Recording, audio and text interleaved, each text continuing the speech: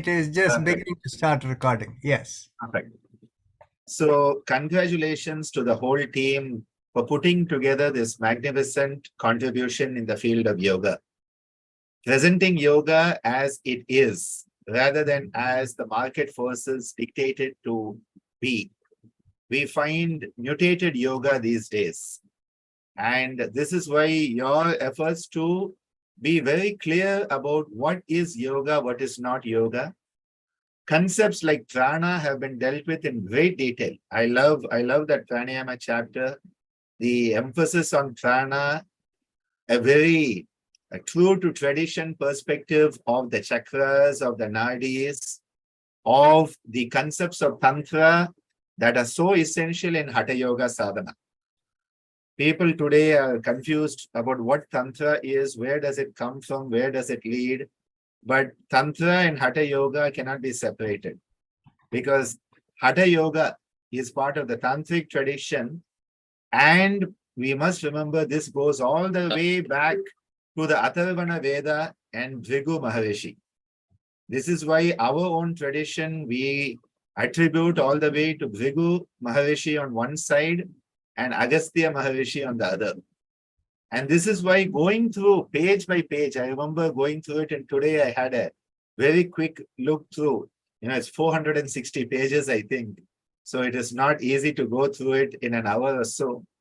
But it was very clear that you have stood up for tradition.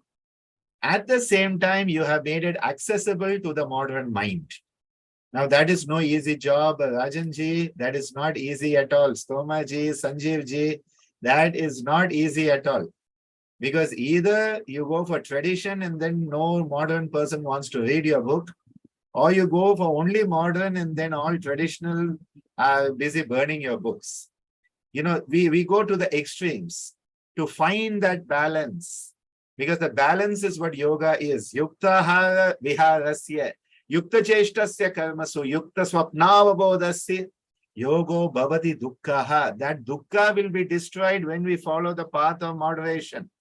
And in this book, I find you have walked that tightrope between tradition and modernity. And this is going to be something which I am going to be looking at many times. I'm going to be recommending with so many of my own people that they take a look at it. And of course, for the first 2 weeks, you have it free download on Kindle, I see. So up to Navaratri, I think it is on free download. Correction. What happened is Amazon, we wanted to do it for 2 weeks, but Amazon said they won't allow it because they will lose revenue too. So what they did was they said maximum allowed is 5 days. Okay. So because Amazon only allows maximum 5 days, we kept the 5 days. Perfect. So within the Pancha Din, 5 is a number of Lord Shiva Nataraja. So with the grace of Lord Nataraja, who is both the Adi Yogi and the Lord of Dance, and the great Maharishi Patanjali, as Tomaji said, if the Yoga Sutra is not the foundation of your yoga training and anything in yoga therapy, yoga research, yogasana sport, whatever it may be, if the Yoga Sutra is not your foundation, as far as I'm concerned, it is not yoga. Because that Yoga Darshana, and I was so pleased to note in it where you mentioned Patanjali 5,000 years ago. Thank you for doing that. Because everybody wants to make it sound like Patanjali, happened just 1,500 or so years ago. People try to demean the timeless tradition of yoga by saying Vedas are 5,000 years ago, 6,000 years ago. Even the Mahabharata, as you have rightly pointed out, is at least 5,000. We are 5,000 years into Kali Yuga. So thank you for standing up for those. As you say, no use in looking at the years, look at the timeline, look at the sequence. I love that. I love that approach. That is the approach my own parents have taken, that we are in a timeless tradition. So from the bottom of my heart, well, a great congratulations to the whole team. And also my deep appreciation for bringing to life this magnificent creation today. Thank you, Rajanji. Thank you, Stomaji, Sanjeevji, Ratna Nandakumar ji, Yolanda ji, all of you, and all those who are in the audience side today, and those who will watch it later. Please get onto Amazon within the next 5 days. Get the free download. And in case you miss the 5 days, nothing wrong about it. You are supporting a noble and worthy cause. So let's all come together in yoga, stand up for yoga, and be true and authentic to our Divine Mother Yoga. She is our Divine Mother. Let us be her noble and worthy children. Thank you for this opportunity. May you all be blessed and may you be a blessing wherever you are. Hari Om Tat Sat. Thank you, Anandaji. Actually, you should have a physical copy of the book arriving at your door within the next 2-3 days. It already left the US on Tuesday. So it is already 5 days. So in another 4 or 5 days, you should have a physical copy of the book. The moment I get it, you will have a selfie with it. Thank you. Love you all so much. Thank you. I have a class going on, so I beg your permission to leave the meeting for now. Love you all so much. Thank you so much. Thank you so much, Anandaji. Let me continue with introductions here. We wouldn't want to leave out our colleague, Dr. Ratna Nandakumar, who is an emeritus professor of psychology, isn't it, Ratnaji? No, psychometrics, education and psychology. Education and psychology at the University of Delaware, and someone who's been involved with the development of life in yoga at every level in every way for quite some time. She also, in the course of writing the book, took on the task of making sure that all of our transliterations, both into Roman Sanskrit and Devanagari Sanskrit, were done correctly. And so that's a big job. And thank you so much for that. And then finally, we have Idris Wedraugo. Idris is an interesting fellow. He was considered by Swami Vedabharati to be his spiritual son. He is a traditional village African from the country of Burkina Faso in French West Africa. And someone who is very much steeped in the ancient spiritual traditions of the African continent, which are very much resonant with yoga, particularly the traditions of from Benin, I'm blocking the name. Voodoo. Voodoo, yeah. So Idris served as the ambassador to India and 10 other countries in Southeast Asia during his time in government service there, and has been just a really important advocate for development in Burkina Faso, important and very successful advocate for development. So it's interesting because he's on one hand maintains the traditional side of life in Burkina Faso, and on the other hand is also a very modern development thinker. I have great respect for his ability to sort of span both worlds. And I had an opportunity to see how these worlds live together in Burkina back in 2012, when we visited there to do some yoga teacher training with some of their people. And it was quite interesting because it was very clear that in Burkina, there is a whole sort of traditional system of social organization, and then there's a modern system of government as well. The government takes care of national security and those kinds of concerns, economy, and the social organization maintains people's the traditional culture of Burkina, which is built from the traditional cultures of 13 different tribes. So it's a very, very interesting place where modern and indigenous life continue very much in parallel, not even in a way that they're both sort of changing each other, but really very much in parallel. So that was really fascinating. And so Idris was the source of a number of the stories in the book that came out of African spirituality. And this is one of the things that we tried to maintain in looking at yoga as a at looking at Patanjali's Yoga Sutras as a path of training in spiritual practice. Because if you look carefully, you see that it really is consistent with all of the great spiritual traditions in the world. You'll find aspects of yoga in just about every religious tradition that exists. And the deeper you go in your meditation practice, the easier it is to see these things as you go along, which means that over time, you develop what Patanjali refers to as a samadhana mind, as a mind that is oriented towards resolving differences and dichotomies into a singular reality, as opposed to the Vyuttana mind, which is the mind that wants to get up and get off your meditation seat all the time.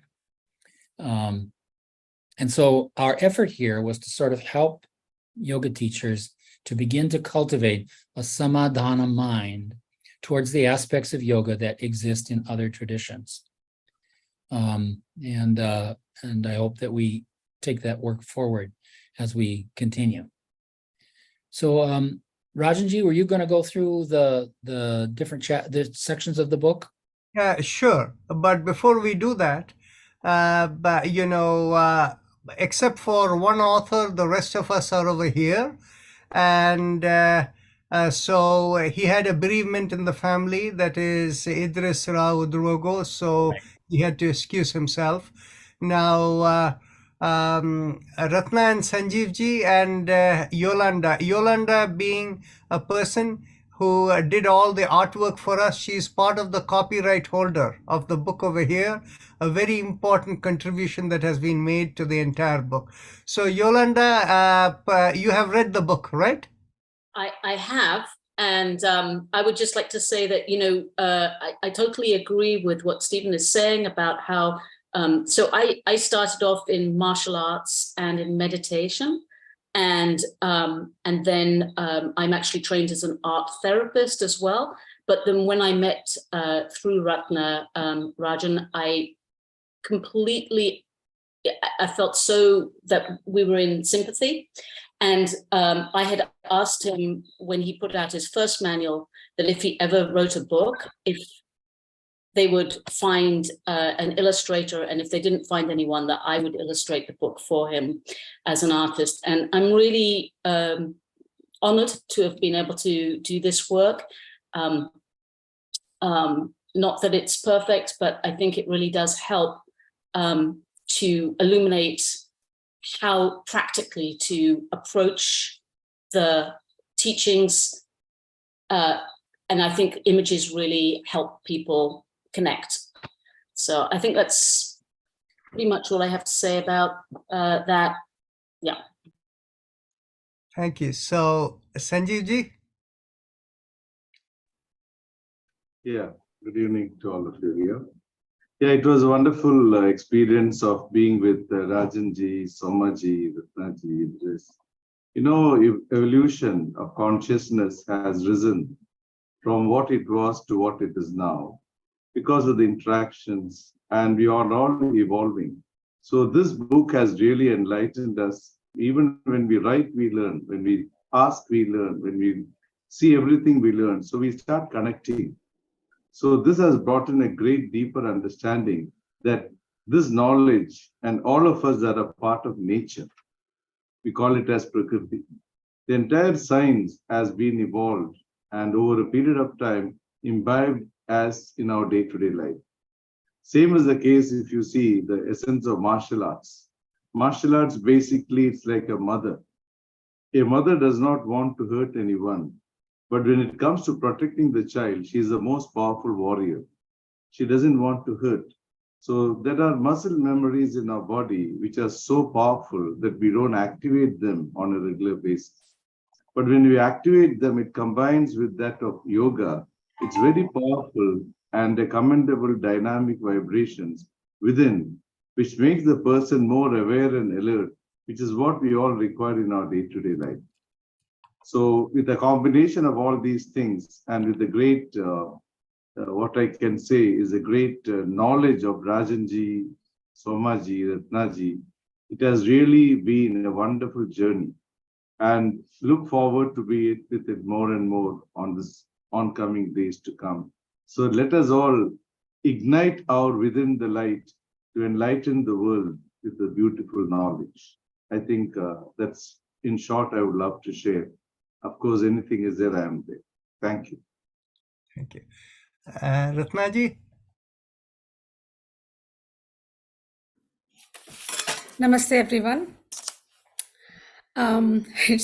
It's been I've been a practitioner of yoga for a long time.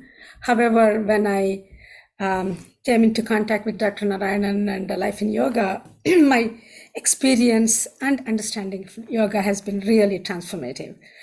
I serve on the as a member on the Council for Yoga Accreditation International, and when all of us, the group, decided to bring about a yoga book that will really address the deeper understanding of yoga, deeper meaning, and the purpose of our life and existence and so on, I was extremely excited that to be part of this book, because there are hundreds of books available on yoga. Many of them talk about, read and seen many books, and most of the books address the mechanics of yoga, what a pose can do, what it does in the body, how it affects, what benefits you receive, and so on. But here, this book is so unique, I believe, because it really talks about the principles underlying all yoga practices, how yoga works, what is the goal of yoga, and how do you go about it. Tantra yoga, as Anandaji said, not many people even talk about it and its connection to Hatha yoga and so on. So it's a unique book, and also it talks about unifying the humanity, that process you reach when you do meditation, which is the highest or the most important aspect of yoga. So it has been a privilege for me to work with the authors and the artist on this book. It has been a long, more than 2 years we have worked on it very diligently. So it's been a lot of fun and also a lot of work. And I hope that this book brings new understanding to the world about yoga. Thank you. So we have with us Dhanya, who is the daughter of Sanjeev Krishna, and she has been working with her dad on everything we have been doing. Welcome, Dhanya. Thank you. Namaste. Okay. So Stomaji, what is next? Let's talk about the sections of the book. Okay. So in that case, I'll shift it to a PowerPoint, and it is easier usually to do that. So this is the cover page of the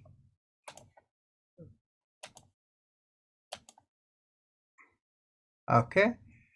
And as people have all expressed, the unique aspects of the book is the spiritual understanding of yoga, and it integrates Hatha, Tantra, and Bhakti Yoga traditions, and how Tantra and Bhakti Yoga are relevant and are present in every religious rituals in all over the world, no matter what the religion may be. And we also talk about the meditative aspects in sanctified places of worship, how that helps, and then seeing the same spirituality in all religions. So these are the unique aspects of the book. And you have all seen over here, we had 5 people who wrote reviews over here. And Ananda was the one who was present over here. Others could not be over here today. The book is presented, as you can see, in a way. There are 9 parts written below over there. However, on the top, some of the key elements it was looking on the right-hand side is that yoga is not merely a set of exercises.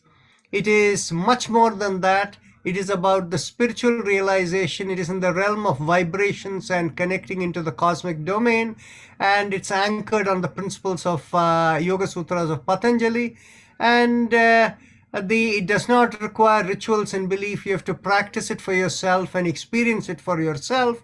And this can also be something that can be measured scientifically, which we have pointed out.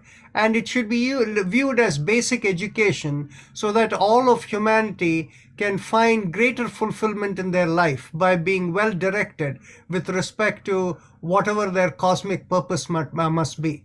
So that is the way in which we have focused it. And as Thomaji mentioned, meditative practices are the higher pathways of yoga. Then the 38 chapters are divided into 9 parts. The first part is what is yoga. The second part, the power of breath in yoga. Third part, Hatha Yoga, Tantra Yoga after that, the source of all knowledge in yoga, meditative approaches to yoga, integrative understanding of yoga in daily life, then functional and ethical requirements in leading a yoga class, because it's also a textbook, and at the end of each chapter we have questions for people to discuss, and then conclusion, the final. So the 38 chapters are divided in these 9 sections, and so now we can go into it section by section as to what they contain. So the first section, what is yoga, has 7 chapters. The first chapter is really an introductory overview where it presents the root concept of the Yoga Sutras of Patanjali and the idea of yoga emanating as part of humanity's quest about what is the nature of existence.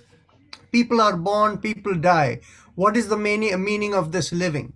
So this is the quest of all religions. Therefore, yoga must be part of all religion in some way or the other.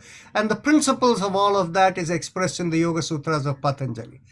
And essentially, if you look in terms of yoga, the approach to yoga, there are 3 basic approaches of practice. One begins with physical cleansing, which is the focus of Hatha Yoga. The second begins with what we call as vibrational cleansing, which is deeper than the physical alone. And this goes into the zone of, as many of you know, that music is very stimulating for people, how the role of mantras work, the role of the right kind of food stimulating. People often talk of food as medicine, the psychedelic drugs, how these are all things that create vibration in the system. And that is the zone of what is called Tantra Yoga. Then, of course, the third element is letting go of the mind, the concept of surrender to God or letting go, which is in the zone of the mind. So the physical zone, the vibrational zone, and the mental zone, and these correspond to Hatha Yoga, Tantra Yoga, and Bhakti Yoga. Now, of course, you hear about other kinds of yogas that are mentioned by different people. They are all expressed in the Yoga Sutras of Patanjali in different way. When people talk about Jnana Yoga is all about seeking. And in the Yoga Sutras of Patanjali, it comes in the higher zone where once the connectivity, cosmic connectivity has been made, then at that time, you go through the process of query. And that process is called the Samyama process in yoga. Now people talk about Karma Yoga.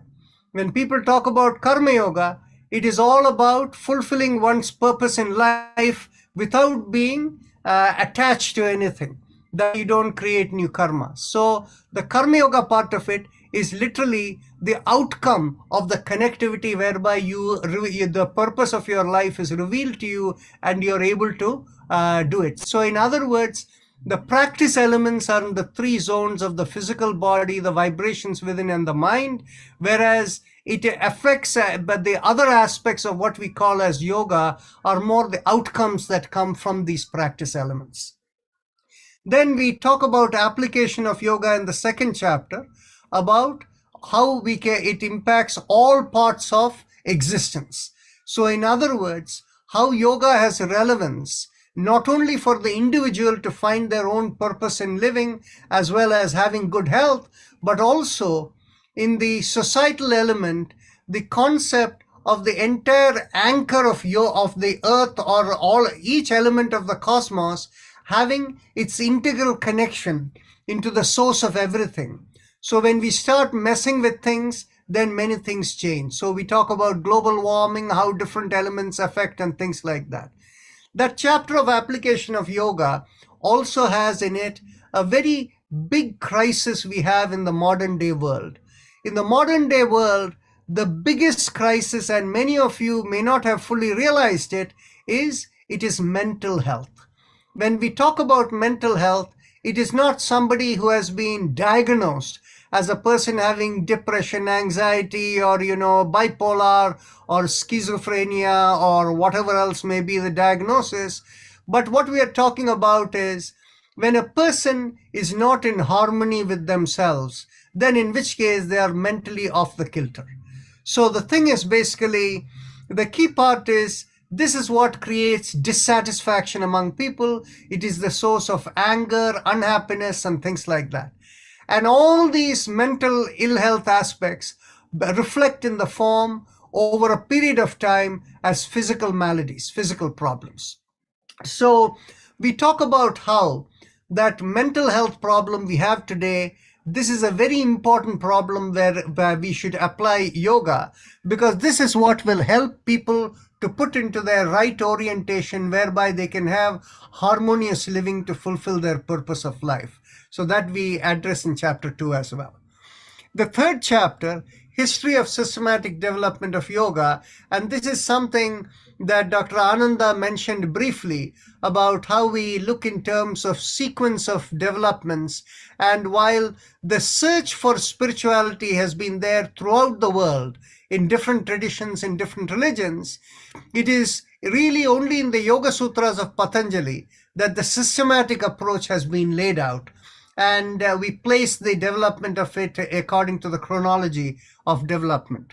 Then in chapter 4, we go into, and of course in chapter 3 also we talk about the different influences. So many yogas you have heard of. You have heard of Kriya Yoga, you have heard of mantra-based meditation of Maharishi, Transcendental Meditation, so many other things, the art of living, various other things, and how all of them fit in within this flow. We have mentioned it over there.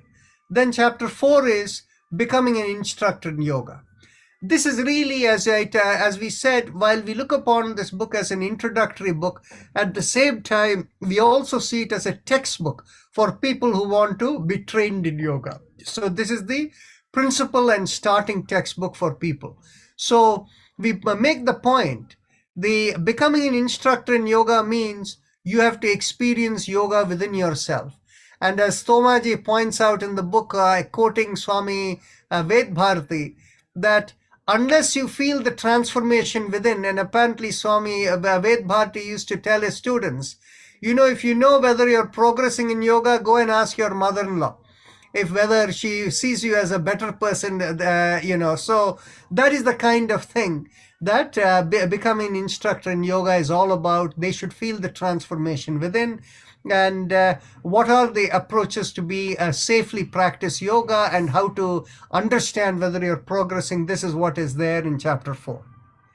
Then the next one is the underlying mechanism of all yoga approaches. I see there is a hand up from Gulshan Singh. And is it okay if you can put a note now? If I go through, should I pause after each section? Or will the continuity be lost? Stomaji? I think if it were me, I would take the question. Okay. So let me do the following, Gulshanji. What I will do is I'll complete these 7 chapters and then we'll take the question, and then we'll go on to the next this thing. So the 5th chapter, the underlying mechanism of all yoga practices, talks about the construct of the nature of existence coming from God, Ishvara as it's called in yoga, and how rest of the manifestation takes place from the God level to the subtle Prakriti level to the physical 3-dimensional world that we know. And how the Pancha Pranas, the Prana, Apana, Vyana, Udana, Samana, how these work as the connecting pathways to experience this. And that is the key mechanism of yoga, that no matter what yoga practice that you do, this is what is the subject of chapter 5, but it is at an introductory level and it gets deeper when we go into some of the other chapters as we go further. So in chapter 6, we have yoga for special groups and conditions, and this is specifically related to, there is often a conception of these days of yoga for children. Now, Hatha Yoga practices are not typically recommended for children before puberty. Whereas on the other hand, other subtler practices of yoga, whether it is related to mantra japa, prayers, music and things may be appropriate for younger groups. And then we explain why that is the case for children. And the other special groups are like when we deal with people who are not as good in a physical condition as young people who are a little more elderly, who have bad joints and things like that, are there yoga practice for them and how to approach it. And you can clearly understand yoga is not about the physical element alone, but it is about the overall the ability to connect beyond the body. That is what is the real yoga over there. And the one other group that we deal with is the area of women.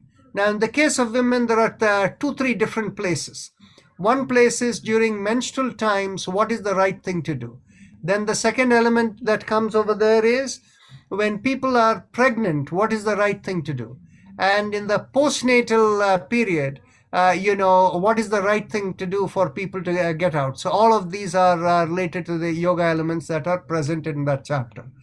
Then chapter 7 is about growing awareness by yoga for an instructor. This actually presents the story from the Bhrigu of the Taittiriya Upanishad, and essentially the story of Bhrigu experiencing the 5 levels of awareness that are popularly called Annamaya, Pranamaya, Manomaya, Vijnanamaya, and Anandamaya koshas. So this is the place where where we explain it, because what it is a lot of people hang their hat on koshas, and it is important to understand in the yogic and Ayurvedic process, we always talk about the 3 bodies: the gross body, the subtle body, and the causal body. And the kosha business is a more recent introduction because of the popularity of some of the groups who want to bring the yogic, the Upanishadic elements into there. But this is when it comes to the measurement aspects and observation, we basically rely on the 3 bodies of the gross, the subtle, and the causal body. So let me take a moment here. I'll stop the sharing so that we can have the questions. In fact, what I'm going to do is, it may be a little easier if I promoted everybody onto the to come into our conversation. They can all join the panelists.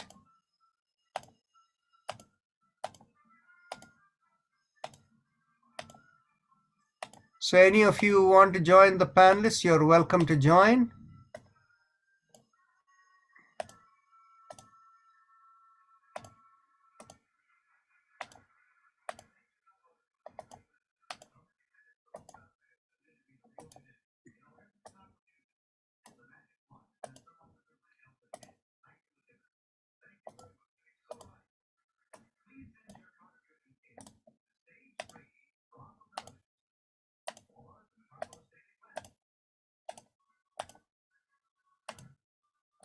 So Gulshanji, you're promoted over there, and feel free to ask your question. You can unmute yourself.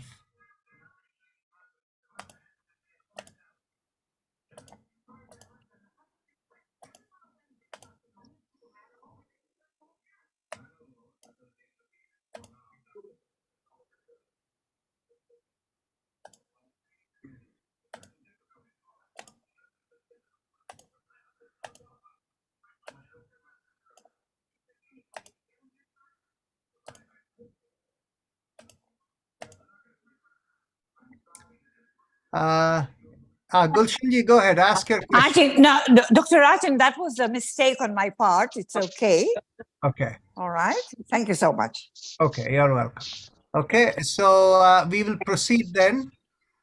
Sharanya, you want to say something?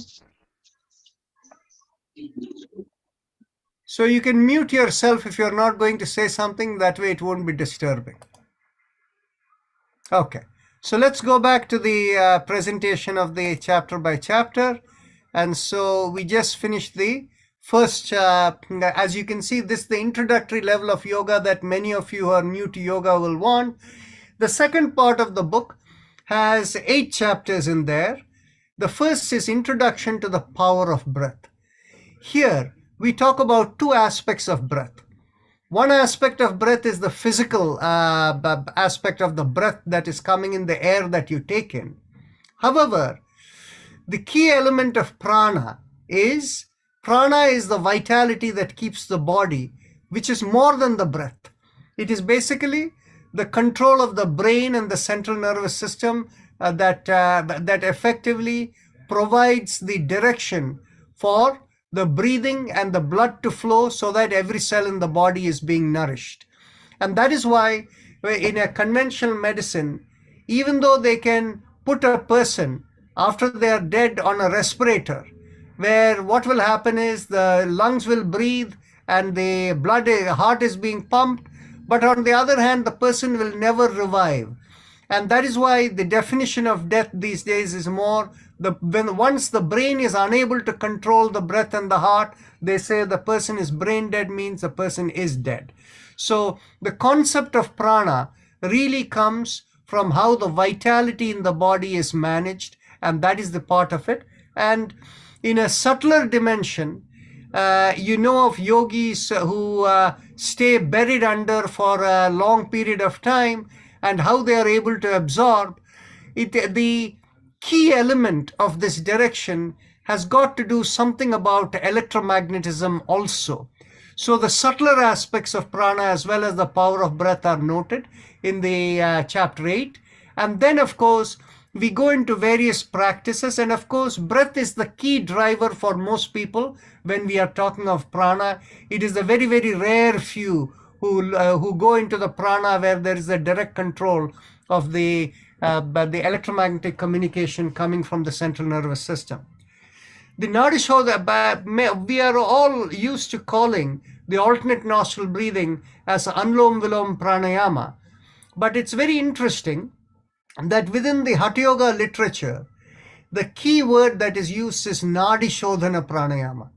The word Anulom Viloma is not present in the Hatha Yoga text.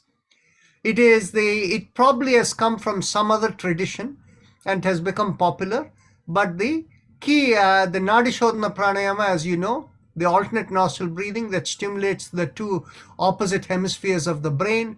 So how that works and why that is important for finding your swadharma, that the energy is directed towards serving the purpose of your life, is noted. In all these pranayama practices, we not only look at the physical and the energetic dimension, we also look at what is the spiritual impact or the implication of that.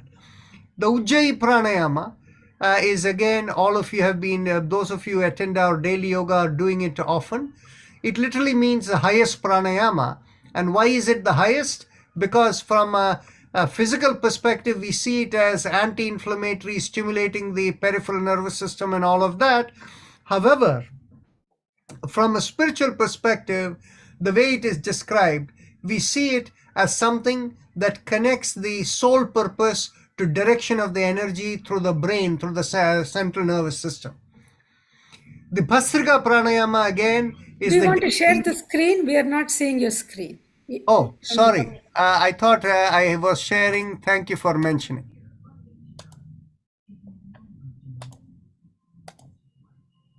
Okay. Okay, so here it is. So we have the screen over here. I was talking about the chapter 9, Nadi Shodhana, and then the Ujjayi Pranayama. And the first chapter 8 was the introductory. Then 11th chapter is the Bhastrika. So what is the technique of Bhastrika? In the case of Bhastrika, popularly, many schools do vigorous breathing. And we point out that if there is strain in it, then yoga principles are violated. And how to understand Bhastra means the bellows, and how a blacksmith or a goldsmith uses bellows need to be understood carefully. And the principle of yoga that whatever we do should be without strain. Then chapter 12 is about long deep breath, that is Dirgha Shwasa. This is not in any of the Hatha Yoga textbooks, but the Dirgha Shwasa is a concept that we can relate to right from the Yoga Sutras itself, that any pranayama practices must be deep and long. So this is something that the Yoga Sutra itself says. Then coming to Brahmari, which is the humming that we do, it has significant impact, as we know, from the perspective of the sinuses. And wherever you want to stimulate in the head and all of that, if you place your fingers in that area, some people place it on the top of the head, it is stimulating to the head. And from our own Life in Yoga research, we have found it has very good benefit for the heart also. So, but anyway, in the Swami Ved Bharati talks about Brahmari. Of course, the textbook Brahmari is something where during inhalation you make a sound, and exhalation also you make a sound. It is said in inhalation the sound is like a male bumblebee, and when you exhale it's like a female bumblebee. And Swami Ved Bharati on Swami Rama points out that for people who are singers, it is very helpful to do that practice. Then chapter 14 is the Kapalbhati practice, which actually comes from the Hatha Yoga tradition. But from a Hatha Yoga tradition, Kapalbhati is not thought of as a pranayama practice. It's a breathing practice. It is considered as a cleansing practice. Actually, some of you may find it very interesting. Neither the Nadi Shodhana Pranayama chapter 9 and the Kapalbhati chapter 14 are considered pranayama practices in the Hatha Yoga text. They are considered as cleansing practices that balance you. And then after that comes the 8 what are called the pranayama kumbhakas. And of course, chapter 12 is also not one of the pranayama practice in the Hatha Yoga text.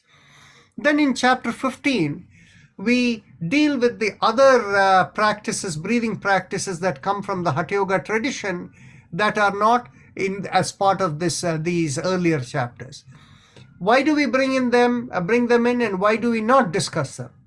We don't discuss them because those other practices are a little more esoteric, and some of the practice, especially dealing with holding breath and things, can have strong impact, and being an introductory book where those practices should be trained under a proper guide and not simply be done reading a book, we did not want to place those as a big discussion in introductory level. And in fact, to be an instructor at the introductory level, you don't really need those practices.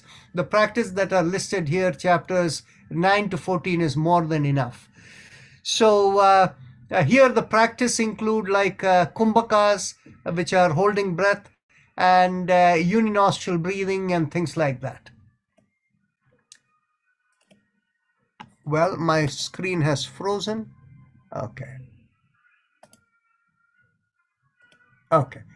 The third part of the book is the Hatha Yoga. And in Hatha Yoga, we first begin with the understanding of anatomy and physiology for safe practice. In fact, the way in which we deal with Hatha Yoga is probably very unique and different from what most people see in the world. In most people, when they see in the world, you look at Hatha Yoga as moving certain muscles and aligning certain muscles and things like that. But the real part of it, what we see from a Yoga Sutra perspective of Hatha Yoga is, it is about managing the body's energetics or vitality. So how is energy produced in the body in each cell? And how is it conveyed into each part of the body? And what is the way in which you manage energy is what ensures safe practice. In other words, what is done without strain in the system. So with that as the view, we go into the nervous system, the cardiorespiratory system, and those are the principal ones that manage the energy. But because commonly in yoga, people also talk about the glandular systems and the excretory systems and the immune systems. We have also dealt with them, but those are not the critical ones. The nervous system and the cardiorespiratory system are the critical aspects of ensuring that whatever practice you do with complete, without any strain whatsoever. And we talk about in the end of this chapter about the 5 areas that the physical practices, Hatha Yoga practices look to impact. That is the spinal alignment, the joint mobility, the pelvic mobility, and what else? A couple of other things that we talk about, but it's in there in the chapter 17 is Introduction to Hatha Yoga. And this chapter, of course, was almost entirely authored or it is the Asana chapter, but authored by Sanjeev Ji. In the Introduction to Hatha Yoga, we talk about the tradition from where it came and what are the methods of approaching it, and what are the components of Hatha Yoga, which are essentially asanas, the Shat Kriyas or the Shat Karmas, and then pranayama comes in, and then comes the mudras and bandhas. After the mudras and bandhas, the Hatha Yoga system also talks about the higher meditative practices, where you will hear about terms like Laya Yoga, Manonmani, and things like that. But the larger part of the way in which people focus in the world is the aspect about asanas and the Shat Kriyas, the pranayama, and the mudras and bandhas. As we went through these chapters, we had a very interesting understanding. The root text, the Hatha Yoga text, when they talk about mudras, there are no hand mudras ever mentioned. All the mudras refer to parts of the body. It is only later on, probably coming from the Tantra tradition, in the modern day, and what we could trace back is the founder of the Bihar School of Yoga wrote a book on mudras, and that is where he brought together mudras from the various systems, and he created this Mudra and Bandhas book. But the traditional Hatha Yoga books don't deal with the mudras of the fingers. And the bandhas are the three bandhas. It's not the three bandhas alone. There are many more. And in fact, if you get into the book, you will see where all it goes. The fourth chapter of the book is the Tantra approach to yoga. And here the concept of Tantra and its application is noted in chapter 22. And the point of Tantra means, Tanu means the body. Tantra means going beyond the body. So going beyond the physical body, all of you can understand, it is as simple. If you think in terms of your remote for your TV, you press a button and it goes and turns on the TV, which is a few feet away. Now you have your mobile phone. You dial a number and it is remotely calling somebody halfway around the globe. So the thing is basically the concept of being able to, without direct going beyond the physical being through a different domain, that is the concept of Tantra. Now, of course, you can put the example of those that are going through electromagnetic frequencies, one example, but then the higher level of Tantra can go through an even subtler dimension, what we say, going through the dimension through the spiritual world. So this is what we explain over there, and we also explain in a very short way about the idea of scalar waves that go beyond the three-dimensional physical world, and how that may be the process of how the meditative intuition and things work. Then we get into the Kundalini Yoga system. And in the Kundalini Yoga system, we try to make some major corrections in understanding. You see, within the yogic world of high-level yoga people, whether it is Swami Rama or Swami Vedbharati or from where we have experience, when people come and say they have things moving in the body, oh, Kundalini has awakened, that's all nonsense. That is all really about imbalance in the system. The key element of the Kundalini yoga system is the awareness increasing within, awareness changing from being in unthinking to a self-centered, to a society, to a group-centered, then society-centered, humanity-centered, and then asking the question, what is beyond the physical world, and then letting go of all ideas and concepts. If this is what the physical world is all about, who cares? And then looking for the answer. Why are we in this world if we shouldn't care about it? That is where you understand each one of us is born for a specific duty, to serve the purpose of the cosmic purpose. So we are all bound to our duty, but we shouldn't have any attachment to it. And this is what Bhagavad Gita teaches. And so the level of awareness in which each person exists, that is what is called the Kundalini system.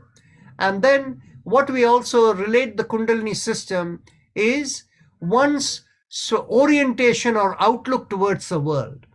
And the outlook towards the world is what is called the Varna system.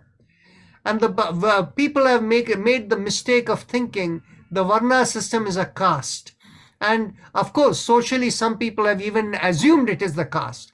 But in the spiritual dimension, there is no zone, there is nothing called caste in the spiritual system. It is only your outlook towards the world. So based upon, if you're a person who is thinking beyond the physical world, you're a Brahmana. If you're a person who is thinking about all of humanity and how to serve others, you're a Kshatriya. So this is the orientation, how it is explained over here. If you're self-centered, you're a Vaishya, that kind of thinking. And so the Tantra as integral to yoga is described here, largely because in chapter 24, because as you evolve into higher level of awareness, that is the awareness and the meditative connectivity go together. And that is where you begin to imbibe higher level knowledge, what is called Atma Vidya. So that is why it is integral to yoga and it is pointed out. Then chapter 25 talks about the Tantra Yoga approach, which focuses on, even when you do motion-based or asana-based practices, the focus is on vibration. Many people may not realize that in the when people do asanas from a Hatha Yoga system, they hold a posture. Whereas in the Tantra Yoga system, they do when they do that, they call it as Prana Kriya. And they call it as Prana Kriya because their focus is on moving the vibration within. And when they move the vibration within, even though they may attain a posture, they don't stay still in the posture. They keep moving.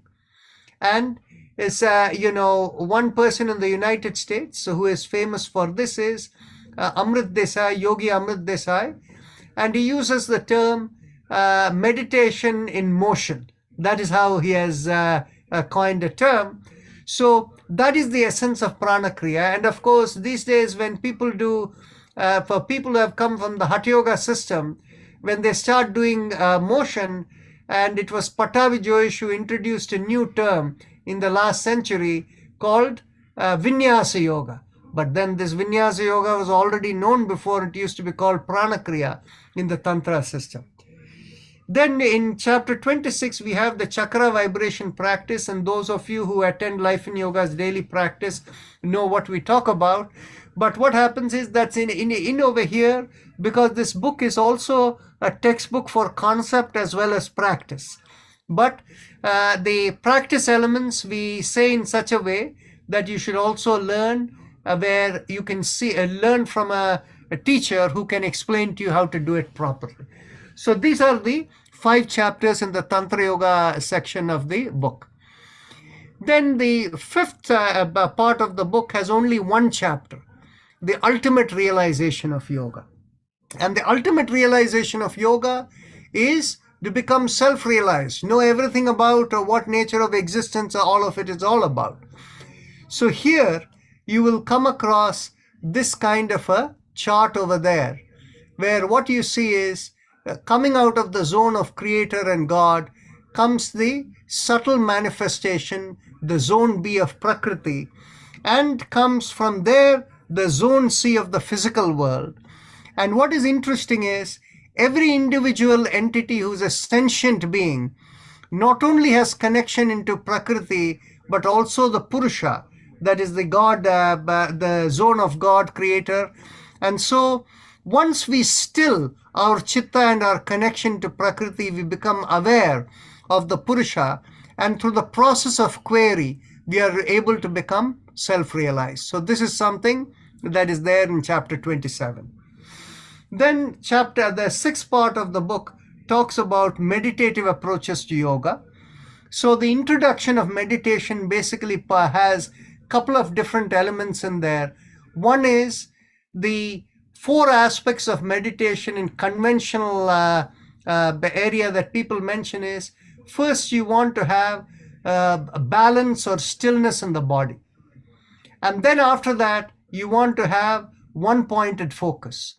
And then comes, you get engrossed within it and the mind is lost. Then comes the connectivity beyond in the different domain, which is called the samadhi state. So building the calmness within, the balance within becomes the first step. And this is where the asanas, pranayama, all of these come in. So this part of it is brought in over there. And the second element in this area that is done is, we speak about what kind of research have been done in meditation practice, and they are divided into 2 categories, what is called mindfulness meditation and transcendental meditation, and what kind of benefits research have been done and what has been the outcome of the research we present over there. Then the chapter 29 and 30 are really, the 29 is about mindfulness meditation, 30 is about the transcendental meditation. So we call it meditation approach for deeper relaxation, that is the mindfulness, and meditation approach for cosmic connectivity is transcendental meditation. Then chapter 31, we talk about building a meditative routine in daily life, how you can progress one step at a time. If you're a beginner, what are the easy practices you can adopt? So there are a few practices given in this chapter. Then the 7th part of the book deals with integrative understanding of yoga in daily life. And here we bring in many, many things. There is the role of group effect and collective consciousness in yoga. And many of you have experienced this. When you're trying to do something on your own, it doesn't feel the same when you do it as a group. Because the group effect and collective consciousness can empower everybody in the group and can take you into a higher level of connectivity. Then we talk about in chapter 33, Bhakti Yoga and the role of religious practice in yoga. Here we bring examples from all the major religions of the world.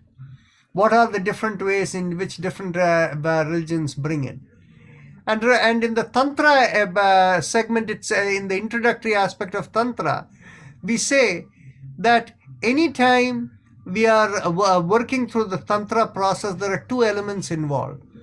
One is the connection and the other is the intention. And so what happens is, the connection can only come from purification in the nadis, whereas intention can help only when the purification is strong.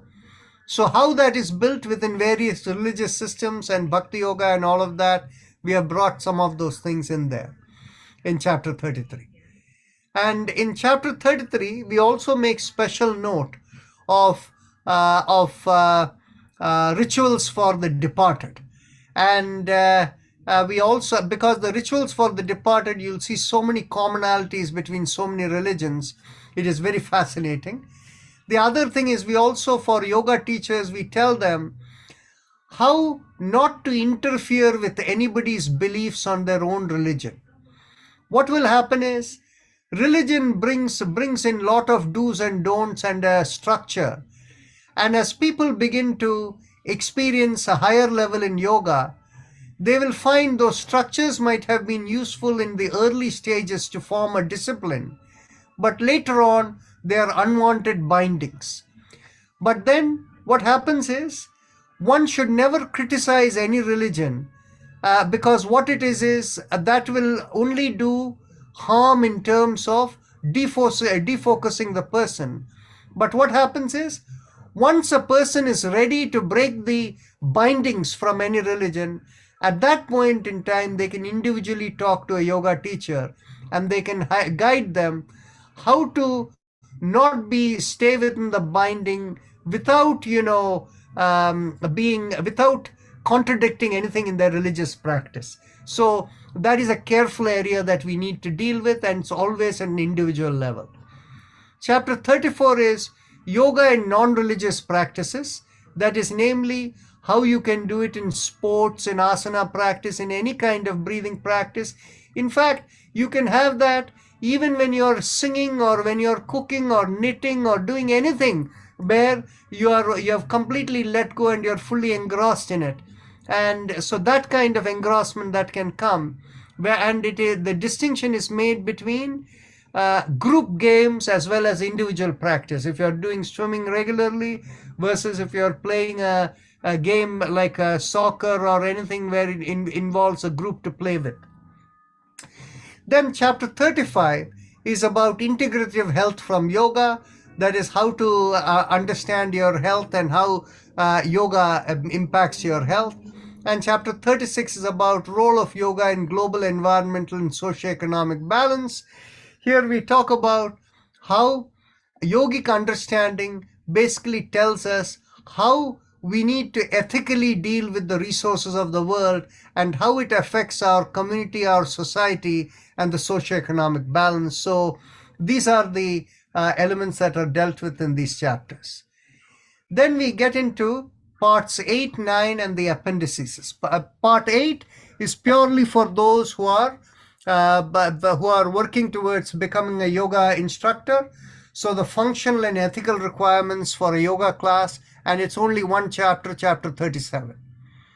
And part 9 is again only one chapter, only 4 pages, is the conclusion, that is the conclusive and summary understanding of yoga. And then we have appendices. We have 3 appendices and a glossary and index at the end.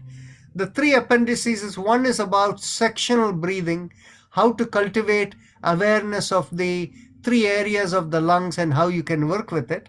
And the appendix 2 is a beginner's regimen of gentle physical practice. And then appendix 3 is the Jalneti or the nasal cleansing practice. And the glossary and index, of course, is all the terms that are used and what may be useful for you. So this is effectively this book over here.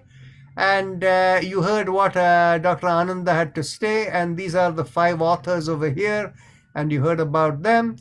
And of course, in the book, we also talk about the Panchaprana, where they are, and these are all diagrams which you will see in the book, and how measuring the 3 fingers with the 3 fingers is part of measuring the communication in the subtle vibrations.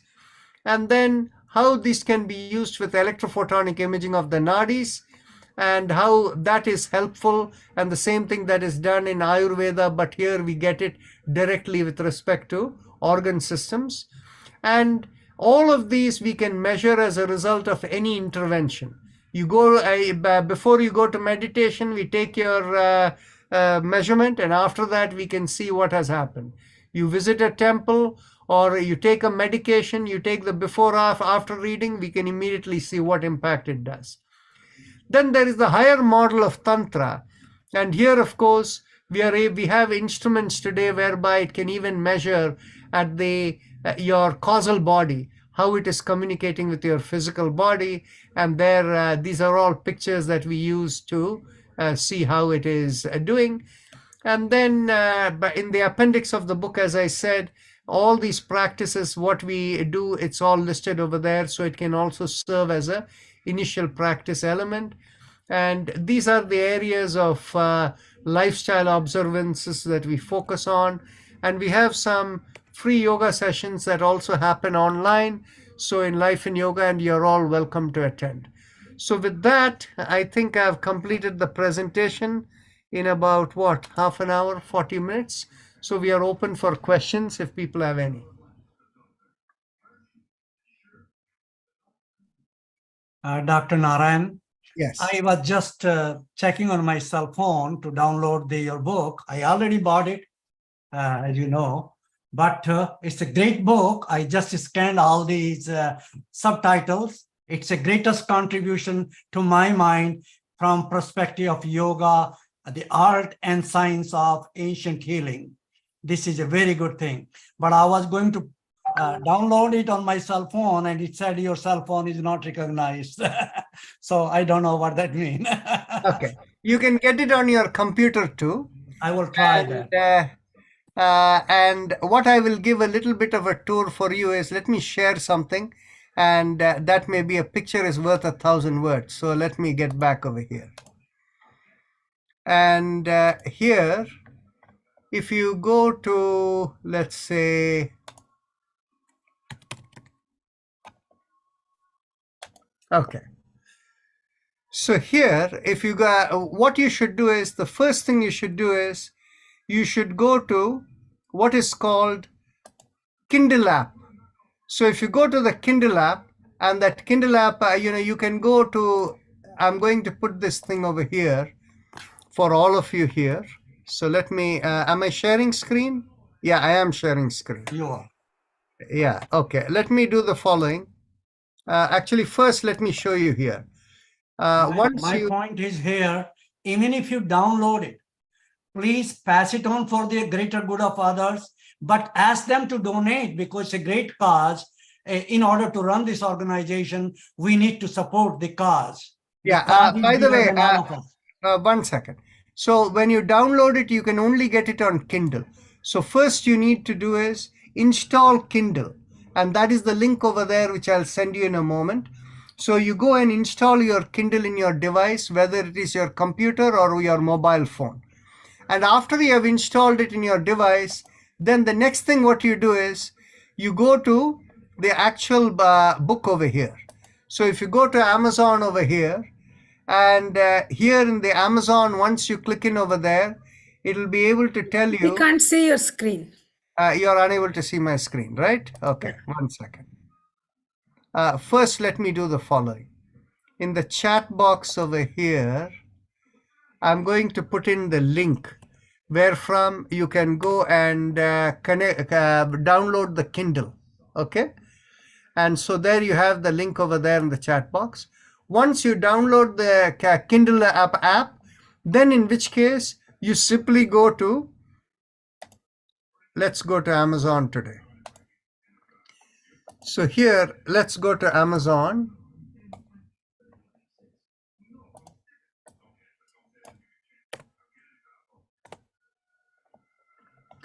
And if you go here to Yoga Concepts for Global Application. Okay. So Narayan, that link is not there on the chat box. 1 second. Who did I send the link to? Oh, I only sent it to one person, not to everyone. I'm sorry. Thank you for mentioning. So host and panelists, and 1 second, to everyone. Okay, done. So here is the link. So I've sent the link to you, all of you, to download the Kindle. And after you download the Kindle, go straight to Amazon. Okay. So if you go to Amazon over here, you see you have over here free with Kindle Unlimited, and you get it right over there. Just go and click on it, and just go and if you have the Kindle, this thing, it'll give you free, and you don't have to join membership or anything. All you do is click over here. Oh, it goes here. Okay. So the moment it gets here, all you need to do is, let's see. I don't think you need to do that. It should have been completely free. So it says $0. No, this is the way by which Amazon wants to hook you in. So 30-day free trial. So keep it as a free trial and cancel it.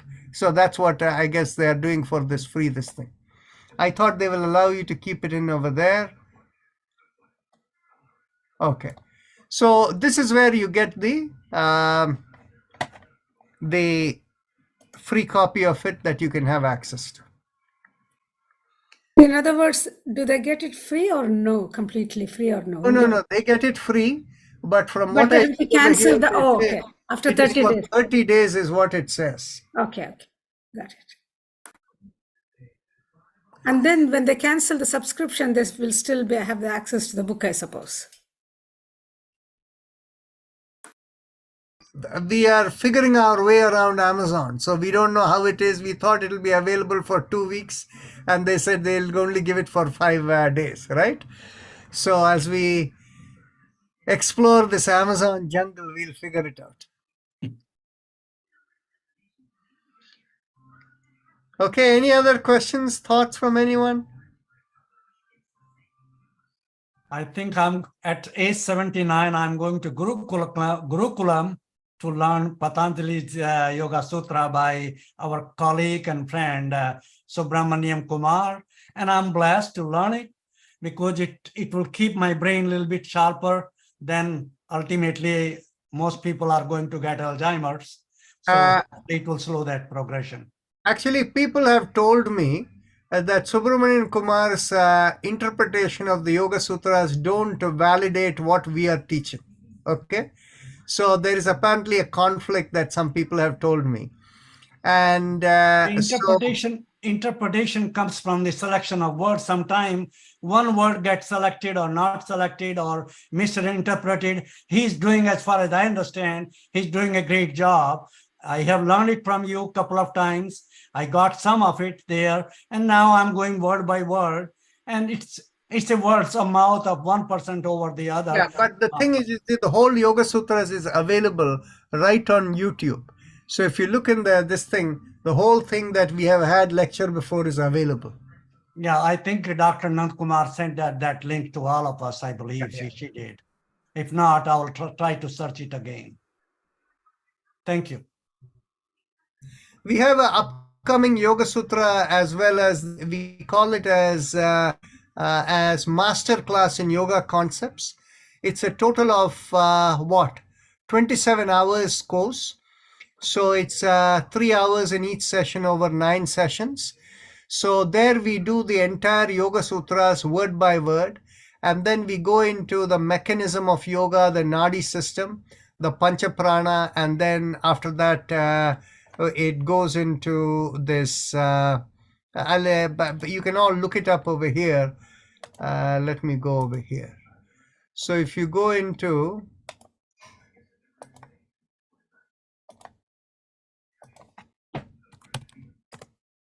lifeinyoga.org and go under courses, events, under events you have courses.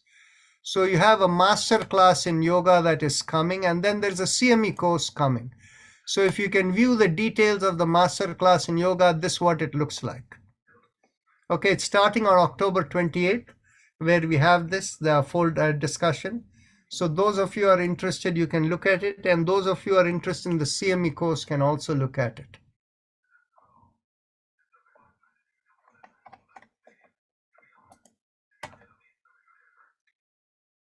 So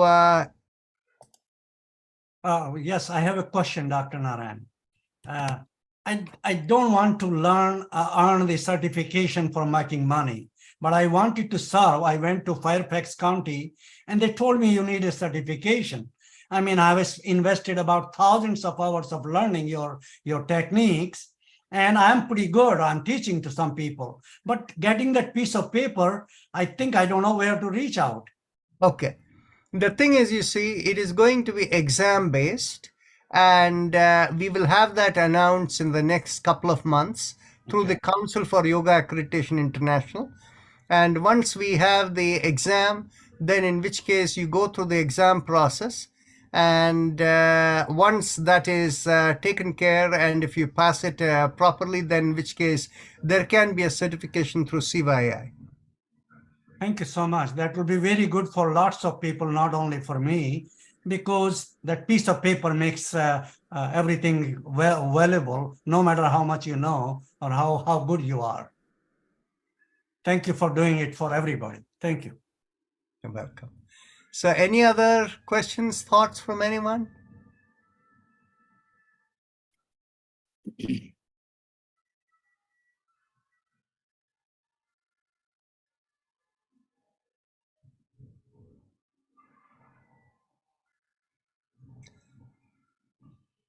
Well, in that case, I guess we can conclude. Stomaji? Yeah, that seems right. I should probably add here that I also do an ongoing series on the meditation, on Yoga Sutras, 4 or 5 times a year, 4 weeks at a time. And we go through the whole cycle of the Yoga Sutras over and over and over. And the focus of this seminar is on operationalizing those sutras for people's sadhana, for their practice. And so questions are welcome, digressions are welcome. We take all the time we need. So there's no need to feel like you have to be an expert or to come in at a particular time, because we end up going over the material again and again and again. So just feel free anytime. This is offered through themeditationcenter.org in Minneapolis, Minnesota. Can you put, Somaji, can you share the link over there? I will encourage all of you to look at that. And what you will find is, that when you learn, Somaji and I have complete agreement on how we look at the Yoga Sutra. In fact, we have tried to compile a book together, which probably we'll publish very soon. But the part is, you will find that anytime you engage with 2 different people, you will be able to see 2 different ways in which the same thing is coming through. But philosophically, we are in complete agreement. So within our own group, we have found when people attend the same Yoga Sutra series repeatedly, I have found people tell me even after the 4th repetition of going through, they find they have learned more from it. So I'll encourage you to look at it and what Somaji has.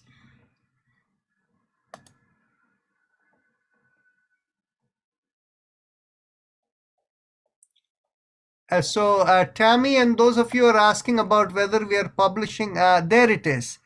The meditationcenter.org, he has put in the chat box over there. So themeditationcenter.org. So let's all look at it together.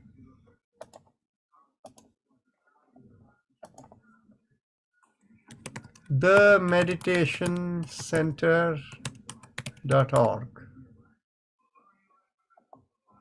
There you go. So you can all see it. So where do we click, Somaji? Calendar? Look at classes, yes. Oh, we can go up here to classes.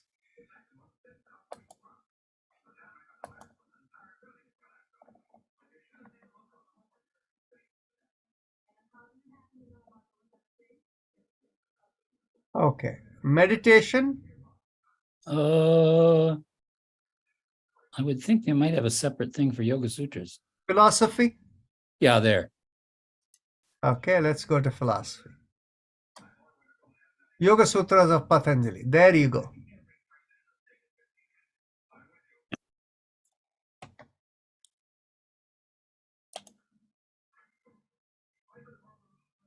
So we have our class on the 2nd of, we were going to meet on the 2nd of October.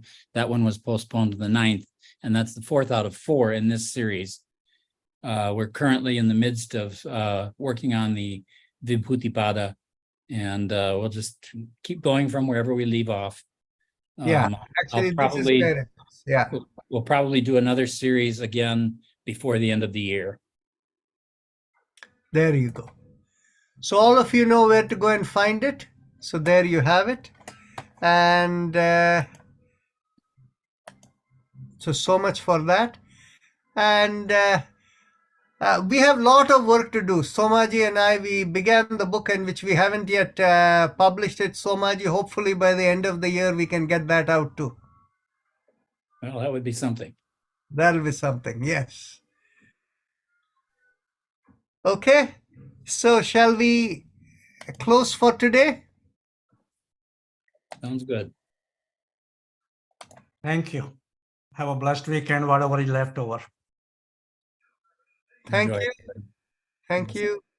Namaste.